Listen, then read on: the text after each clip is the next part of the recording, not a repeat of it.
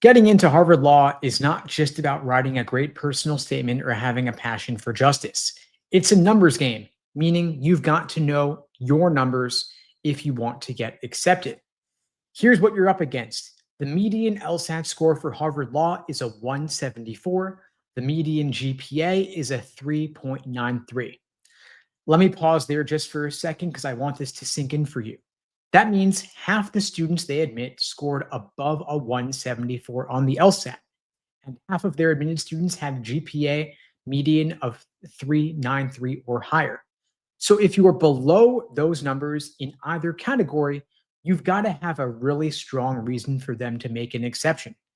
And if you're below on both the LSAT and the GPA, you're in really tough territory. Back when I was looking to apply to law school, I had only a 3.3 GPA. Definitely not ideal. I made some mistakes early in college. I goofed off. I partied too much. I took some classes that did not play to my strengths. Didn't take things seriously enough. But I scored a 175 on the LSAT, making me a splitter applicant. Low GPA could compensate for it with a higher LSAT score. Now, back then, Harvard's numbers were not nearly as high as they are today. But if I were applying today with that same 3.3 GPA, I would not be aiming for a 174. I'd be aiming for a 177 or higher, no question. Because law schools, especially top law schools, care a lot about their numbers. They report their LSAT and GPA to the American Bar Association. US News pulls those numbers from the American Bar Association for inclusion in the ever important US News Law School rankings. And law schools cannot fudge those numbers. If they accept too many students with low GPAs or low LSAT scores, their medians are going to go down. And that means their standing in the rankings goes down, which means they're getting fewer applicants next year, less prestige, less scholarship money, less donations. It's a whole domino effect. That's why they protect those numbers like gold. So what does that mean for you? It means that your LSAT score is the single biggest lever you can pull in this entire process. And you can't go back in time and fix your GPA. You can't redo sophomore year. You can't magically add 0.5 to your GPA on your transcript. But you can and should improve your LSAT score. And it starts right now. If you're sitting at a 161 and your GPA is a 3.4, then every extra point on your LSAT makes you exponentially more competitive. If you can go from 161 to 165, from 165 to 170, from 170 to 175, these aren't just arbitrary jumps. They are category shifts in how your application is going to be viewed. And yeah, I know, it's just a test. It's just a few hours, one day, 2.5 hours, but it weighs more heavily than your entire undergraduate GPA combined. It can override 4 years of a subpar GPA. And that one number, your LSAT score, could make you eligible for law schools and for scholarships that were totally out of reach before. Now, the first step to getting there isn't flashy, it's not exciting, but it is the foundation for everything else. You've got to get crystal clear on what numbers you need to be competitive. I want you to get brutally honest about where you are right now and make the decision today to take your LSAT prep seriously. That's where you get leverage. And that's what gives you a shot at schools like Harvard, Yale, and Stanford, even if your GPA is not perfect. Because when they see a low GPA, but a sky-high LSAT score, they see a splitter. And they love splitters. You're going to help them boost their LSAT median, and you make their stats look better. So if you're a strong LSAT candidate, even with a low GPA, you are still an asset. And that is the mindset I want you to have going into this process. Now, let's talk about one of the biggest time wasters I see from law school applicants. It's doing nice sounding things that don't actually help your application. And I get it. These sorts of things can feel productive and they feel strategic, but in reality, you're probably just procrastinating from doing the hard work when it comes to the LSAT. I see people retaking undergrad classes years after they already graduated because they want to raise their GPA, but it only does it by a minuscule amount. I'm talking a tenth of a point. You've got people polishing the resumes for the 10th time, changing the font, changing the layout, the bullet points, as if it's going to move them off the wait list. You've got people spending hours researching internships, fellowships, paralegal jobs, thinking that if maybe they add just one more line of experience, it's going to somehow tip the scales. Let me be blunt. None of that is going to make up for a weak LSAT score. I had a student ask me the other day, no joke, Steve, should I go back and retake some of my college classes to boost my GPA? And I said, let's do the math. If you took 40 classes in undergrad and you retake one or two of those, even if you ace them, that's what? 2 out of 40, 2.5%, maybe 5% if you double that. That's not going to move the needle. That's assuming that your school even allows grade replacement, which many of them do not. So if you're looking at months of effort, stress, tuition costs, and potentially no meaningful improvement to your overall GPA, maybe you should focus on the LSAT instead. If you put that same time and energy there, let's say you're sitting at a 163, you spend 3 focused months improving your score to a 173, 10 more points. That kind of score jump puts schools like NYU, Penn, even Harvard back on the table. That could be the difference between getting 0 in scholarships or getting a full ride. And so if you're choosing between spending several hours a week studying for the LSAT versus taking night classes to raise your GPA by a sliver, it's not even close. Same goes for this other idea I hear a lot. Should I get a job as a paralegal to boost my application? Now, I want to be careful here. No offense to the many, many paralegals out there watching this right now. There is nothing wrong with being a paralegal. I was once a paralegal intern myself. I get it. And if you're already doing that work, that's great. You can certainly speak meaningfully about it in your application. But if you're thinking about quitting your job or delaying your LSAT prep just to get a law adjacent title on your resume, you're probably wasting your time. Here's why. Being a paralegal is one of the most common pre-law jobs. It's not special, it's not unique, it's not rare. Admissions sees paralegals all the time. Of course, it's not going to hurt you, but it's also not going to help you enough to justify sacrificing your LSAT prep hours, especially if that paralegal job eats up your nights with overtime and 0 flexibility. If that job is draining you, if you're working till 1 a.m. or 2 a.m. on someone else's deadline, overtime on a case, then you're still trying to squeeze in LSAT prep the next day, you're setting yourself up to underperform on the one piece of your application that actually gives you leverage. And here's the thing that nobody talks about. A high LSAT score doesn't just make you a stronger applicant. It also gives you options. It gives you leverage in negotiations. It puts scholarship money back on the table, and it makes you a more desirable applicant, even if the other parts of your application are weaker. So I want you to stop optimizing the wrong things. This is not the time to try to become the most interesting resume in the pile. You don't want to chase those gold stars in the form of job titles, volunteer hours, or tweaking your GPA. You've got to double down on what works. And that means asking yourself every week, every day, is what I'm doing right now helping me increase my LSAT score? If the answer is no, cut it out or at least deprioritize it. There's going to be plenty of time to polish your personal statement, your resume, and your narrative overall once you have the score that gets you past the first round. But until then, I want you to focus on the one number that can make or break your application. That is the only thing that matters right now. And of course, it is your LSAT score. Now, people will talk about holistic review. It's a wonderful narrative for marketing brochures. And of course, they will look at your application essays. But at every top 14 school, and in fact, every top 50 school, the first pass is almost entirely driven by 2 data points: the highest LSAT score on your record and your cumulative undergraduate GPA because of the rankings. Every fall, law schools file an ABA 509 report. They are required to do so. And those numbers go straight to US News for inclusion in the rankings. And those rankings drive everything from applicant volume to alumni donations. So admissions offices build a simple index formula, a weighted blend of your LSAT with your GPA.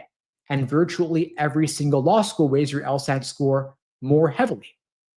And if that index score for you, if your unique combination of LSAT plus GPA clears a preset line or a benchmark, you are an auto admit and you're probably getting in. If you miss by too much, you become an auto deny, or maybe you get waitlisted. Only those gray zone files get a deep read right away. In other words, a stellar essay will not save you if your LSAT's a 155, but the school's median, like Harvard's, is a 174. Just is not going to cut it. You got to think of the medians like a scoreboard.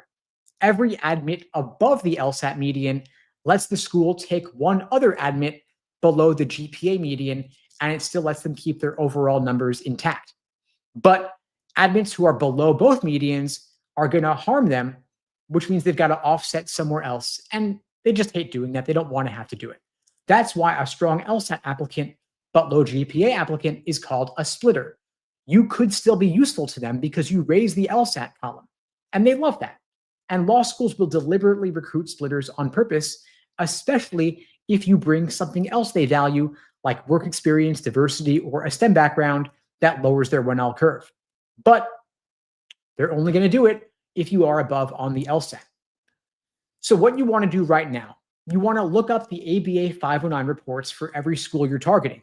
It's a free PDF. Just Google Harvard Law 509 or Yale Law 509 and so on, and you'll be able to see their GPA median, their LSAT median, and you can compare those against your numbers.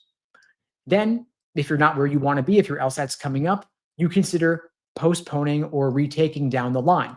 If your LSAT's approaching in just a few weeks and you're not feeling ready, you could take it again 2 months, 3 months from now and still apply to law school this cycle. It's not too late. And of course, if your GPA is below medians, you can write a GPA addendum, one concise paragraph, but it's not going to compensate for the low numbers. The best course of action is just devote that effort to getting a higher LSAT. Now, when people start studying for the LSAT, they might buy a couple prep books, maybe take a free diagnostic test or scan it through Reddit threads, and they highlight a lot, watch a few YouTube videos, but their scores flatline because they don't have a real plan. Consuming content, even YouTube videos like this one, is not enough. I want to walk you through a system I've developed called the laser approach to LSAT prep. It's the framework I personally used to go from a 152 to a 175, and it's worked for thousands of my students over the past 20 years. It goes in 5 stages, and each one builds on the last. LASER is an acronym standing for Learning, Accuracy, Sections, Exams, and Review. And we use this framework to build personal study plans for our students at LSAT Unplugged. And by the way, if you would like my help helping you craft a personal plan of attack, you can book a free LSAT tutoring lesson with me personally at unpluggedprep.com/start. Link below this video on YouTube, link in my bio on Instagram, or take a photo of the QR code that used to be in the corner but no longer is. Now let's talk about the learning phase of prep. Learning is where you build your foundation. I want you to forget timing, forget tricks. Right now, you've just got to understand the structure of the test. I want you to start off with logical reasoning because it's now 2/3 of the LSAT. You've got to know how arguments work. You've got to recognize the different question types, not just the names of the types, but actually the logic behind each one. The most important types to master first are necessary assumption, inference, and flaw, because those are the most common types of questions in logical reasoning. You want to nail those, then switch gears and focus on the others. And this stage can feel slow. You're going to want to rush. You're going to want to do timed work, timed sections, timed exams, but you've got to focus on building the foundation first, because if you skip this phase, everything else falls apart. The LSAT is a test of pattern recognition, and you can't see the patterns if you don't understand the structure. So I want you to take your time and engage in clear, bite-sized lessons. I don't want you to use those 500-page LSAT prep textbooks that read like a philosophy seminar. What you want is targeted, concise explanations followed by examples. The second phase of the laser approach is A for accuracy. This is where you drill questions by type, not randomly. You don't just open up a practice test and start from question number 1. You want to say to yourself, today, I'm going to do 10 necessary assumption questions and figure out exactly how they work. And the key is that you don't want to rush through them. You are not trying to get through more questions. You're trying to get better at your thought process. So you want to look at the right answer and ask yourself, what made this correct logically? You want to look at the wrong answers and ask, what trap were they trying to get me to fall into here? And if you guessed correctly, I want you to still review it, because a lucky guess doesn't teach you anything. That is where the real improvement starts. You're not just answering LSAT questions here, you're training your brain to think like a test writer. Now we've got S for sections, where you start introducing some time pressure. Start with full 35-minute sections of both logical reasoning and reading comp. This is where you're training pacing. And a lot of students mess this up. They either go way too slow and they never finish, or they try to go too fast and their accuracy tanks as a result. So here is a simple rule of thumb for logical reasoning. I want you to try to finish questions 1 through 10 in only 10 minutes, because those questions are generally easier. You want to build up a time bank earlier that you can then apply to the tougher questions later in this section. Also, don't be afraid to skip questions. If something is taking too long, flag it, skip it, move on, because you can always come back later. But if you get stuck for 3 minutes on a single question, that might cause you to never even see a couple of other questions later. Time management is a skill, it's a habit, and you can build it by practicing just like this.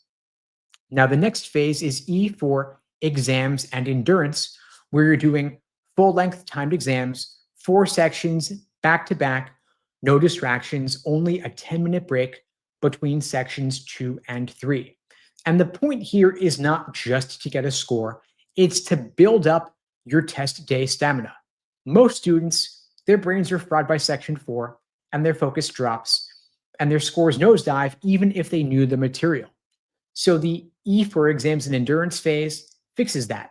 You're training your brain and your body to perform consistently so test day feels like just another run through. And I don't want you to over-index on just one test and panic if the score is not what you hoped. You've got to do a series of tests with clear tracking, progress, and post-game analysis, which leads us to the most important step, too often neglected, R for review. This is where the real learning happens. Most people will just take a test, check their scores, and move on. That is a huge mistake. Review is not only about what you got right, it's about why you got things wrong. Now, at LSAT Unplugged, we teach a process called the Socratic review method, and it works like this. For every question you miss, I want you to ask, where did I go wrong? Was it the stimulus, the question stem, the choices? You also want to ask, what was the trap? Did you misread something? Did you miss a conditional? Did you fall for a false comparison? And finally, what is the fix?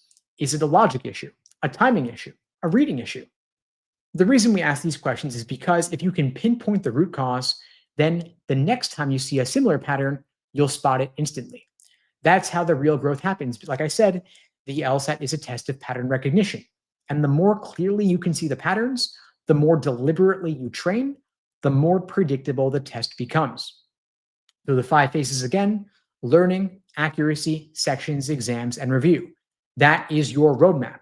You're not guessing, you're not cramming, you're not just hoping this sticks. This is a structured system designed to build your understanding, sharpen your accuracy, and simulate test day, and all the while, systematically eliminate your mistakes. If you want to go from 160 to 170 or 170 to 175, this is how you do it step by step. Now let's talk about the part of LSAT prep that almost nobody teaches. It's about your timeline and your calendar. because it doesn't matter how good your study plan is if it doesn't line up with your actual life. And most students, to be frank, screw this up. They prep based on how they feel, not based on what they need. They'll take a cold diagnostic, get a 152, and immediately sign up for the next available test date because they feel motivated. They'll say things like, I just want to get it over with, or I'll be fine, I've got 2 months. And I get it. The pressure makes it feel real, but none of those are strategic reasons to pick a target test date. It's only an emotional decision. Now, let me be blunt. If you schedule the LSAT before you're ready, just to lock yourself in, you're setting yourself up for burnout, wasted money, and possibly multiple retakes. So, the better way to approach this is to start with the end in mind. You want to ask yourself, when do I want to apply? What LSAT score do I realistically need for the schools I'm targeting? And how many points do I need to improve between now and then? From there, you reverse engineer your timeline. Let's say you want to apply relatively early, like in November or January. And let's say you're starting at a 160, but your target score is a 173. That is a 13-point gap. For most students, that's going to take at least 2 to 3 months of focused, structured prep at a minimum. And if you're working full time, it might even take a little bit longer. So you don't just say, I'm going to take the November LSAT because everybody else is. You say, I'm going to use the next few months to prep. I'll take my first LSAT in January with February as a backup if I need it. That is a real plan based on data, not artificial pressure. Now, once you know your actual timeline, you map it against your actual commitments. For example, are you taking classes this semester? Do you have a full-time job that peaks in the fall? Do you have a wedding or a family trip planned during your study time? You got to build your plan around all of that. Too many people try to pretend their lives don't even exist while they're studying. And as a result, they burn out in 4 to 6 weeks. And they wonder why their score plateaued. Instead, I want you to be honest. If you've only got 12 hours a week to study, that's totally fine. But then don't pretend you're going to improve 15 points in just 6 weeks. You've got to either adjust your test date or adjust your expectations and protect your peak study weeks. Treat the LSAT like finals. No big life changes, no social distractions, no major new commitments. It's not forever, but it's a short-term sprint that requires real focus. Now, let me say something that might surprise you. It's better to apply a bit later with a higher score than to rush and apply early with a mediocre score. A 162 in November is not nearly as good as a 173 in January. Every single time, applying later with a higher score beats earlier with a lower score. And most schools don't close their applications until February or March. They might start reviewing earlier, but they're still admitting stronger candidates several months later. So stop treating November like it's your last chance. You get 3 attempts per testing year and 7 for life. And schools only care about your highest score on record. So if your scores aren't where you want them to be, just push the test back and use that extra time to close the gap between where you are and where you want to be. If you withdraw, law schools will never even know that you were registered for that given test. Now, I want you to get out of the emotions and start tracking your progress week to week. You could even build a score tracker using Google Sheets, Google Docs, a physical notebook, doesn't matter. Log every single timed section you complete, as well as, of course, every full exam. And you can watch the trends in your accuracy, not just your raw score. Because that way, you can see if you're getting 20 questions wrong in logical reasoning, but only 3 wrong in reading comp, you're going to know where to focus. That lets you study smarter, not just harder. And if you see your score plateauing for 3 weeks straight, that is your cue to change something. Maybe you got to do more review, maybe different drills, maybe get some outside LSAT coaching, whatever. Don't keep doing the same thing and hoping it magically starts working. Now, here's what nobody tells you. You cannot cram for this exam. If your LSAT is on a Saturday, your last full-length practice test should be no later than at least 3 days prior. Ideally, in the final week, you're focused on light drills, gentle review, and you're going to bed early. You want to walk into test day feeling calm, sharp, and ready to crush it. You don't want your brain to be fried. Think of it like training for a marathon. The work actually happens several months before in the lead up. The final week, you're just staying loose and focused. Now, let's zoom out for a second. If you've made it this far, you already know getting into Harvard Law or any T14 law school is not only about being smart. It's about understanding the game that you're playing and then playing it better than anybody else. Now, I'm not saying you got to be perfect. You don't need a 4.0 GPA.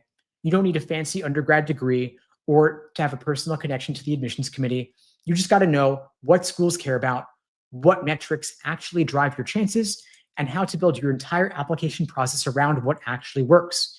Because you could waste months on the wrong things: your resume, your personal statement, an internship, retaking old college classes. But you could still get rejected because your LSAT score wasn't high enough. But alternatively, you could spend just a couple of focused months improving your LSAT by 10 points or more, and then get into a T14 law school. That is the power of leverage. And that's why I keep coming back to this one idea. The LSAT is the highest ROI activity in your entire law school application. If you've got a low GPA, your LSAT gives you a second chance. If you've got limited work experience, the LSAT becomes the great equalizer. And if you want scholarships, the LSAT is your currency. I'm not saying it's easy. It takes real work, but it's also the biggest part of your application that you still control. So whether you want to go to Harvard, Yale, Stanford, Columbia, Cornell, NYU, Michigan, and so on, or even if you want a full ride at a local regional law school, the playbook doesn't change. Know your numbers, cut the fluff, and know how admissions really works.